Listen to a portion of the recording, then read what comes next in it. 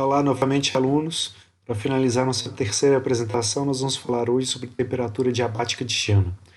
Pensem num reator que esteja operando em regime permanente e não a produção de trabalho, algo que a gente já fez várias vezes em exercícios anteriores, como por exemplo calcular o PCI e o PCS. Certo? Também não há variação da energia cinética potencial. A energia liberada da combustão é transferida para o reator para sua vizinhança, de duas maneiras, né? A energia associada à saída dos produtos de combustão e pela transferência de calor para a vizinhança, ou seja, é possível, não havendo trabalho pela primeira lei da termodinâmica, existe calor sendo transferido pela superfície do reator para o ambiente, enquanto os produtos, ao saírem com uma temperatura mais elevada do que a temperatura de referência, eles também vão estar levando energia junto com eles, certo? Agora, quanto menor for essa taxa de transferência de calor, maior vai ser a energia que os produtos vão estar acumulando. E, óbvio, maior vai ser a temperatura deles. A maior temperatura que seria alcançada nos limites da operação seria quando o reator ele não transferisse nada de calor. Então, para essa condição, a gente não tem calor transferido, não tem trabalho sendo transferido, o que vai acontecer é que toda energia gerada na reação ela vai ser armazenada nos produtos e essa energia, uma vez que é acumulada nos produtos, vai levá-los para a máxima temperatura que eles poderiam chegar dada a reação. Então, para a gente determinar a temperatura diabática, basicamente a gente tem que fazer o seguinte: igualar o somatório das razões molares entre a vazão entre a vazão do como é que fala dos produtos e a vazão do combustível pela razão da fração molar entre a quantidade de reagentes que nós temos pela vazão do combustível. Para a gente resolver, para a gente poder fazer esses exemplos, fazer o exemplo A e o exemplo B, trabalhando justamente essa definição aqui, ó, essa igualdade que vai permitir que a gente calcule a temperatura diabática. Para isso, a gente tem isso aqui, ó, é o mesmo enunciado, pede para a gente determinar a temperatura diabática de chama os seguintes combustíveis. O primeiro para a gente é o metano gasoso, e a gente vai utilizar justamente aquela igualdade entre o somatório dos termos dos produtos e dos reagentes, sem trabalho nem potência. Então, a primeira coisa que a gente precisa fazer é justamente da reação para poder tirar os coeficientes. No caso do metano, a gente já fez várias vezes, então a gente vai precisar de um carbono para um carbono de CO, um mol de CO2 para cada mol de CH4. Vamos precisar para os 4 hidrogênios do combustível, precisar de 4 hidrogênios que vão vir de 2 moléculas de água, certo? Então a gente vai ter um molécula de oxigênio aqui no dióxido de carbono e mais 2 oxigênios aqui no mol de água. Como eu tenho 4 no total átomos de oxigênio, eu preciso de 4 aqui também mols de ar para poder conter essa quantidade de oxigênio. Então eu vou ter 2 vezes 3,76 mols de nitrogênio. Então o nitrogênio saindo aqui inerte vai ser um valor, vai ter 7,52 mols por fim. E aí eu vou usar esses coeficientes na expressão para poder chegar na temperatura diabática de chama. E aí qual é o procedimento? Vou pegar os produtos e vou pegar a entalpia deles, dividir elas em entalpia de formação mais variação de entropia, o CO2. No caso da água, a gente tem 2 mols para ela, então esse 2 mols multiplica a entalpia de formação mais o ΔH para eles. E para o nitrogênio, a gente vai ter 7,52 mols, vai multiplicar a entalpia de formação mais o ΔH para ele. E isso vai ser igual ao termo dos reagentes, ou seja, a gente vai ter entalpia de formação mais ΔH para o metano, 2 vezes a entalpia de formação mais ΔH para o oxigênio, e mais 7,52 que multiplica a entalpia de formação vezes ΔH para o nitrogênio. Como os reagentes estão a temperatura de referência, tanto os ΔHs dos 3 elementos dos reagentes, eles vão ser zero, e no caso, de acordo com a tabela, De acordo com a tabela A25, a energia de entalpia de formação do nitrogênio, do oxigênio, elas são nulas, assim como do nitrogênio. Opa, nitrogênio, oxigênio, hidrogênio. Isso faz com que esses termos aqui, aqui e aqui, eles sejam zero também. Daí a nossa expressão fica nesse formato. Tome liberdade de pegar todas as entalpias de formação e deixar todas juntas. A gente vai ter na equação a entalpia de formação do dióxido de carbono multiplicado por 1, a entalpia de formação da água multiplicada por 2, e a entalpia de formação do CH4, como ela vai sair de um lado da equação e para outra, vai ficar multiplicado por menos 1, certo? E aí temos que somar ainda a variação de entalpia para o CO2, a variação de entalpia para a água, vezes 2, que é o número de mols que a gente tem na reação, e 7,52 o ΔH do nitrogênio. Esse ΔH nos produtos, a gente não pode zerar igual a gente teve hoje nos reagentes, porque aqui a gente tem basicamente a entalpia do estado em que ele se encontra, que é a própria referência, menos a entalpia de referência. Então, zero esse termo. Né? Então, substituindo os valores que estão tabelados para a gente, CO2, água e CH4 também estão presentes na tabela. Opa. Então, o dióxido de carbono está aqui, a entalpia de formação dele. Da água, o estado gasoso está aqui também. E para o dióxido de carbono, para o metano, que é o nosso combustível. O metano está aqui, menos 74,85. Então, esses valores foram utilizados aqui na tabela.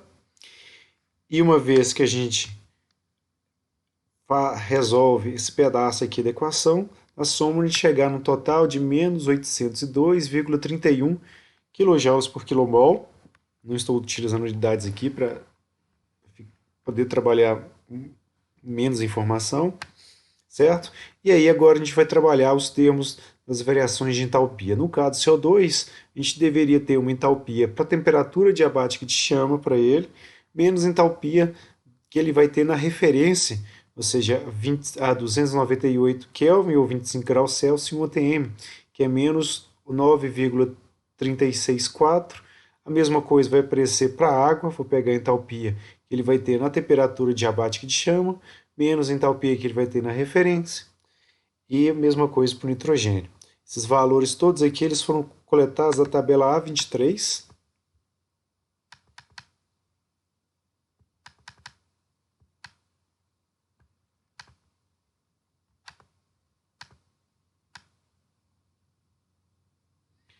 Para os valores de referência, né, a 298 Kelvin. Aí tem a primeira parte aqui para o dióxido de carbono, que é o valor que eu coletei aqui para entalpia, para a água e para o nitrogênio.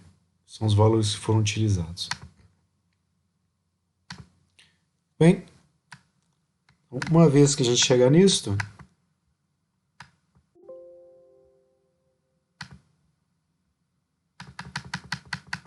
vou pegar esses constantes que apareceram aqui e vou juntar eles nessa entalpia de formação. Como eles vão ser negativos, certo? Então, o valor negativo aqui da entalpia de formação vai ficar maior ainda, ou menor ainda. Então, vai para 896,64 kJ por kmol. E todas as outras entalpias aqui estão, como é que fala? Estão para ser determinadas em função de uma única temperatura, que é a temperatura diabática de chama. Então, se este valor aqui, ou essa constante é negativa, esses três valores aqui somados, eles têm que dar essa mesma quantidade aqui positiva. Então, é exatamente isso. Temos que chegar numa expressão onde a gente precisa supor uma temperatura para poder chegar nesse resultado. Então, é por tentativa e erro, ou então utilizando algum tipo de software para a gente chegar numa expressão. Então, partindo de uma temperatura de 2.300 Kelvin, a gente teria 1 vezes a entalpia para o CO2 nessa temperatura de 2.300 Kelvin, mais 2 vezes a entalpia que a gente teria para o oxigênio nessa temperatura, que é 88,199 mais 7,52 vezes a entalpia que o nitrogênio teria nessa temperatura, que é 75,676. Então, fazendo a continha, a gente chega em 884,517, o que é um valor próximo, mas ainda não é o que a gente precisava. Então, tentativa de novo, vamos tentar para a temperatura de 2.400 Kelvin. Ela vai ser para a gente as entalpias, né? Para o CO2, para a água, para o nitrogênio. Os fatores aqui estão vindo da reação, né? O número de mols que a gente vai ter para cada molécula. E o valor que a gente encontra é de 928,654, ou seja, um valor que agora está acima. Então, se fosse essa temperatura de 2.300, eu teria uma energia, como é que fala, uma entalpia somada desses elementos todos de 884, se fosse 2.400, 928. Ou seja, o valor para a temperatura que a gente precisa para poder chegar nesse total aqui é uma temperatura que está entre 2.300 e 2.400 Kelvin. Então, para a gente simplificar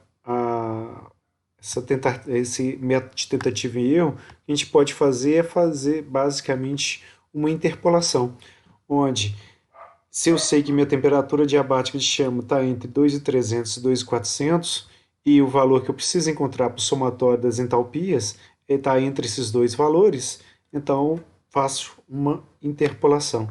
Então eu pego este com este aqui com este com este com este, uso o teorema de Tales, né, da semelhança de triângulos, para poder chegar nessa expressão, onde eu vejo que essa fração aqui das somatórias das entalpias, ela vai dar 0,74,47.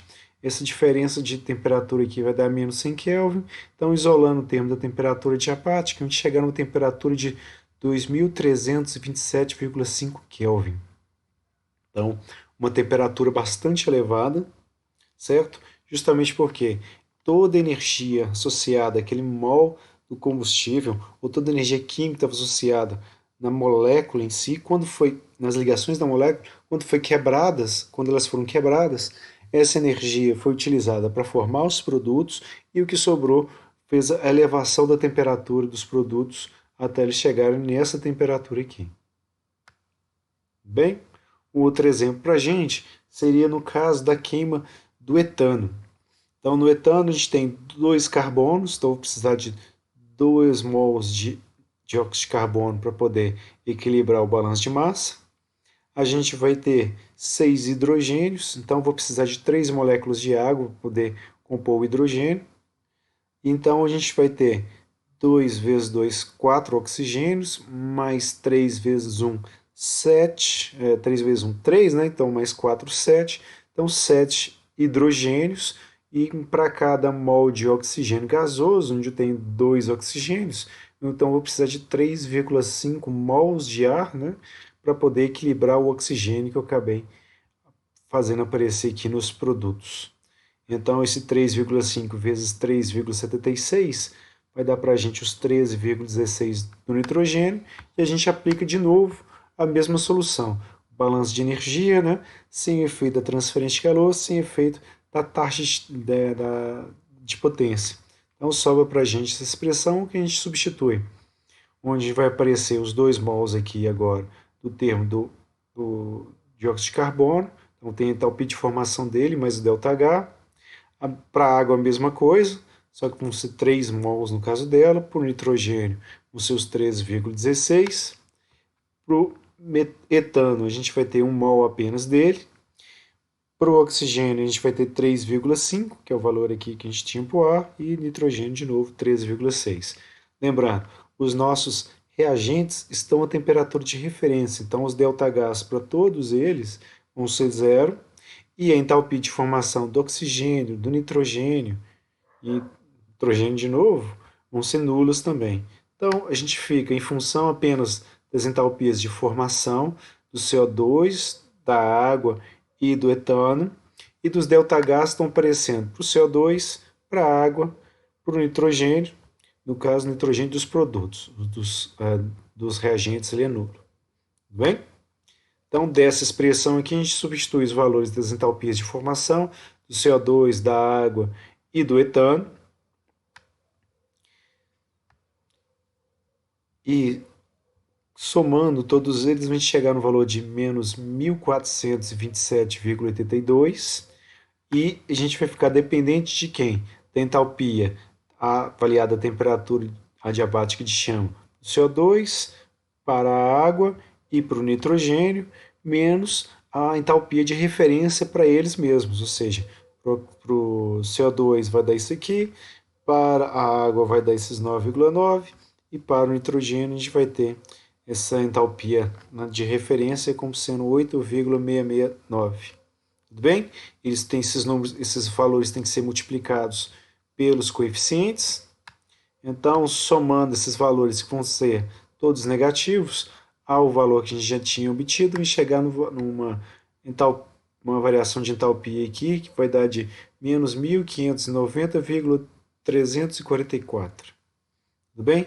Então, quer dizer que esses termos aqui das variações de entalpia vezes os coeficientes molares de cada um deles, vão ter que dar um valor positivo para poder igualar esses 1.590,334.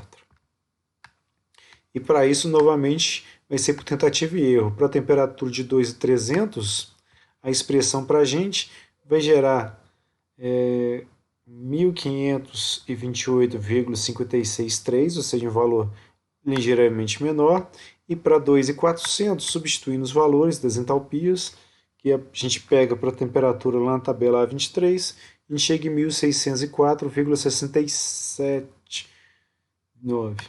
Ou seja, ele está dentro, e uma vez que está dentro dessa faixa de dois valores, a gente chega interpolando, né, qual que vai ser a temperatura diabática de chama. Para este caso aqui, a gente chegou numa temperatura de 2.381,2 Kelvin. Nos nossos slides tem uma pequena tabelinha aqui.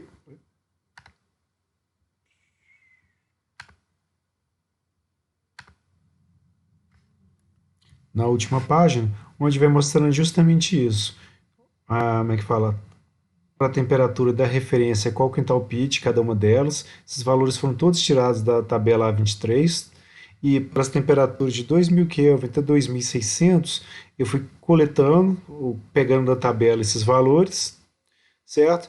E em função da entalpia de formação do metano, somatório das entalpias de formação, eu fui calculando qual que seria os ΔH, ou seja, os valores que a gente teria para a temperatura menos a temperatura da mesma entalpia para a temperatura de referência, para a gente poder chegar, e uma vez que encontrava esses dois valores, essa célula aqui ia fazer a interpolação entre as temperaturas onde eles se encontravam, 2.300, 2.400, chegar no 23.327,5, a gente chegou na letra A, e na letra B a mesma coisa foi feita. Pegamos a entalpia de formação, pegamos o somatório das entalpias a entalpia de formação do combustível, fizemos somatório das entalpias de formação de todos os elementos, né, que estão sendo formados, CO2, água e nitrogênio.